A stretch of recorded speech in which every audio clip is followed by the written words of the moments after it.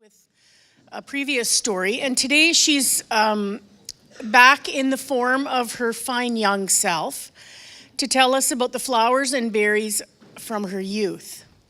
Her launch pad was Rideout, and her expeditions took her deep into the wilds of Jeffrey Mellick. So we'll let her tell you her story. Welcome, Chris.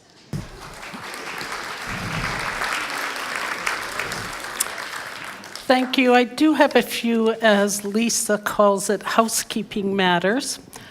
When I was writing this story, I realized there was a lot of things that have been lost with our family. My mother, my uncle's uncle is gone. So I just encourage everyone, if you have anyone in your family that has a story to tell, make sure you get it down.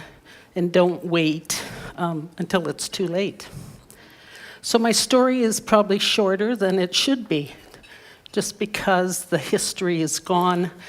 And as my sister Gloria says, she thinks most of my stories are simply a figment of my imagination.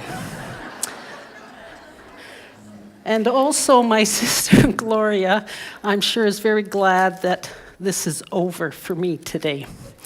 She has been hounding me for a month if my story had been started, if it was done. And it started 2 days ago. Just because when I tend to write, if I read it over, it's like picking at a sore. It gets worse. I lose track of where I was going. So my sister Gloria will be stress-free after today. This is a story about growing up in Kenora as a young girl and the discovery of flowers, berries, and mushrooms. My mother was an avid gardener who loved cultivated and wild flowers. She taught us the value of preserving our natural habitat and showing us how to look for and identifying all kinds of plants. This is that story. Spring had arrived on Regina Avenue, and with it came the annual dandelion pick. We didn't have any in our yard, as our mother made sure of that. The street was lined with them, though, so we didn't have to go far. Paper grocery bags in hand, my sister Gloria and I beheaded every one of them that we could find. None were spared. Our hands and clothes quickly became stained with creamy dandelion blood. My sister Sue, being the youngest, didn't pick. Instead, she gathered bouquets of dandelions that had already gone to seed. With the spent blooms in hand, she ran up and down the street, a pride of dandelion fluff chasing her as she went. Sister Sue was making sure there would be more dandelions for us to pick next spring. She was part of the dandelion reseeding program. I could see Mrs. Mackey peering through her living room curtains from across the street. I think she thought we were doing the right thing, getting rid of those pesky dandelions before they went to seed. I'm sure she was confused, though, by Sister Sue's antics. Little did she know, our dad paid us 25 cents for every bag we collected. He made dandelion wine and needed us to pick a lot of them for the concoction brewing in the basement. Sister Sue was a pest, always bugging me when I was busy picking. She would grab a bloom from one of my bags and insist I take the butter test. The butter test was to see if I liked butter. Holding the bloom under my chin, she would check to see if my skin turned yellow. If it did, I liked butter. This was one test I never failed. The test would be repeated throughout the spring with marsh marigolds and later with buttercups. I'm positive she wanted me to fail and always seemed disappointed when I didn't. Dandelions were not the only flower that we went in search of in the spring. In May, our parents would take us for a Sunday ride out to Jeffrey Mellick to see if the hepatica were blooming. They could be found on a south-facing slope on School Road. Small but beautiful, they were one of the earliest flowers to bloom in the wild. Peeking through a layer of dead leaves and snow patches, it was sometimes hard to find them. The poplar trees had laid a blanket of leaves on top of them in the late fall and were rewarded with swirls of blue star-like flowers come spring. These were the only flowers our mother allowed us to pick. Dandelions were considered weeds, so they could be picked without consequence. As a young girl growing up in Jeffrey Mellick, our mother, Margaret Koval, walked these same woods from Busco Corner to school each day. She told us about finding swaths of lady slippers. We never found any on our travels and had to settle for the transplanted ones to bloom in our mother's garden. She had dug lady slippers from the side of the road along the way to Winnipeg. I remember the day of that particular crime. My sisters and myself flattened on the back seat of the car, trying to melt and become invisible. We hoped our mother wouldn't be caught, our imaginations running wild as we envisioned ourselves being arrested and put behind bars. A pail of lady slippers submitted as evidence of the crime at hand. We knew it was illegal to pick or dig up lady slippers. My mother did too. Her reason for committing the crimes was so she could save them from the ever-widening highway, as well as from those people who insisted on picking wild flowers. She believed flowers were to be enjoyed outside and not brought in to die a quick death. Many of our Sunday family outings brought us to my mother's family farm in Jeffrey Mellick, a favorite place to be most of the time, except when there were wild strawberries to be picked. We were never paid to pick berries. My mother was not as generous as my father. Every June, the field that sloped down to the well from the farmhouse was blood red with ripened strawberries. They were smaller than blueberries, and it took forever to pick them. My dad was never given any of these strawberries for his wine. They were like gold, sweet, delicious, and tiny. We used cardboard apple baskets with handles to pick them.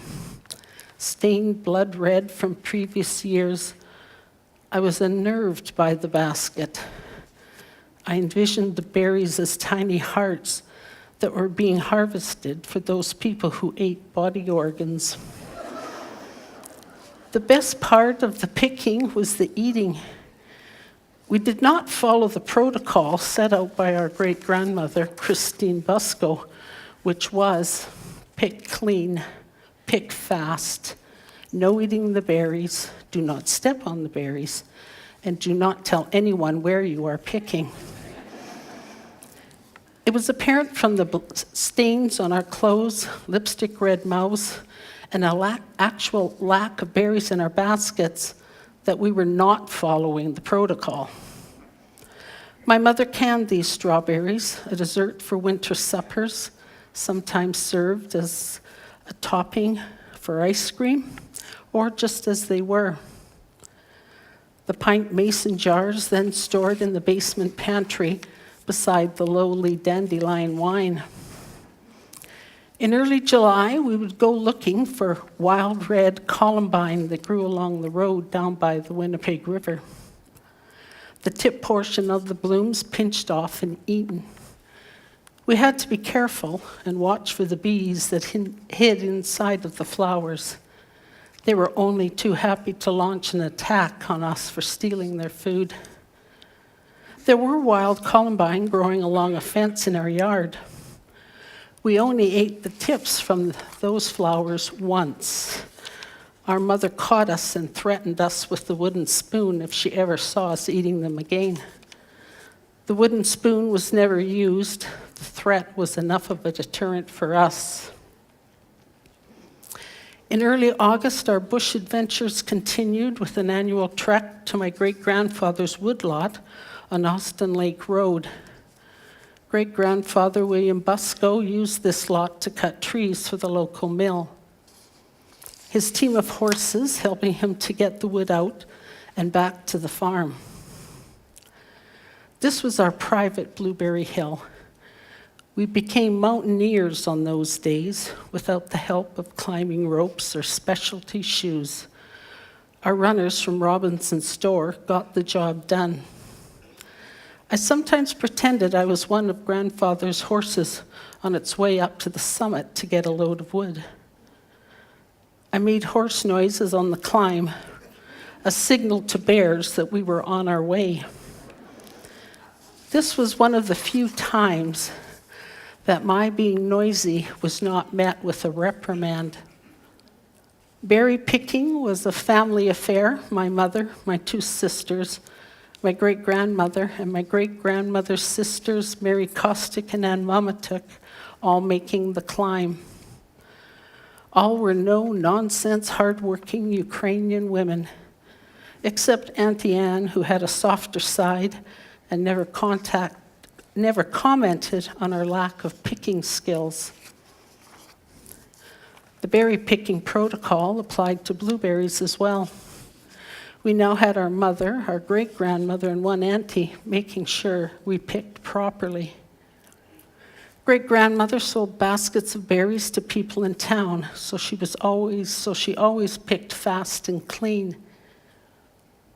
We raced up the hill to get that one sweet spot under shaded trees, a crater-like spot filled with moss and huge berries that was out of the line of sight of the adults. There is that smell of moss, rotting vegetation, and rock that is associated with picking blueberries. Yes, rocks have a smell all of their own.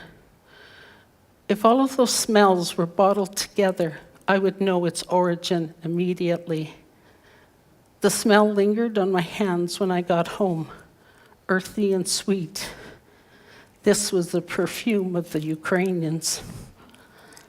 There were also the sounds associated with picking berries. The crunch of Robinson's store sneakers on dried lichen, the ravens signaling our arrival, and singing crickets that were in the dry grass at the top of the sun-scorched hill. Gloria preferred the days when the crickets were silent. She thought they were creatures that nightmares were made of. I liked the sound of crickets. I feared finding a silent garter snake sunning on a rock, laying perfectly still, only its tongue flicking. That is what nightmares are made of. We would only stop for a short lunch break of sandwiches wrapped in wax paper, cookies, and perhaps store-bought fruit. These berries were not for eating on the hill. They would be made into pies, muffins, and jam. I love eating them raw in a bowl of cream with a sprinkle of sugar. We left nothing behind, garbage or crushed blueberry bushes. Only the ravens, crickets, and snakes knew we had been there. As the days became shorter and cooled, the mushroom hunt began. My mother only picked papanki, a small golden mushroom that she fried with butter and onions. If it was a good year, some were canned. We could always find mushrooms at our secret spot, which I can tell you about now, up by the airport and down the Jones Road. They bloomed from the layer of pine needles on the forest floor. I was the scout, she was the picker. My mom used a small paring knife to cut the stem. She said this made a clean cut and the mushrooms stayed fresh longer. She would find the first patch and send me off to find the next. I loved these outings, nothing expected of me other than to run ahead and find the next patch. I would carry a large stick to chase off any wild creatures that were foraging in the mushroom patch. I only found squirrels and chipmunks, though. They loved to take a single bite from each one as if they were searching for the best mushroom to bring back home with them. They would quickly climb up into the pines and scold me for interrupting the sampling they were doing. I threw pine cones at them, but they were too high up to hit, and my aim wasn't very good. The pine cone sap glued my fingers together, turning my hands into magnets. Everything stuck to me: pine needles, leaves, and bits of dirt. My mother couldn't understand why I was such a mess when we left for home. I tried to wipe my hands clean on my clothes, but still left pine sap fingerprints in the car. Winter soon arrived, and our bushwalks and adventures ended. The perfume of the Ukrainians gone, trapped under snow and ice for another year. So that's the end of my story, but I just have a few reference points for it.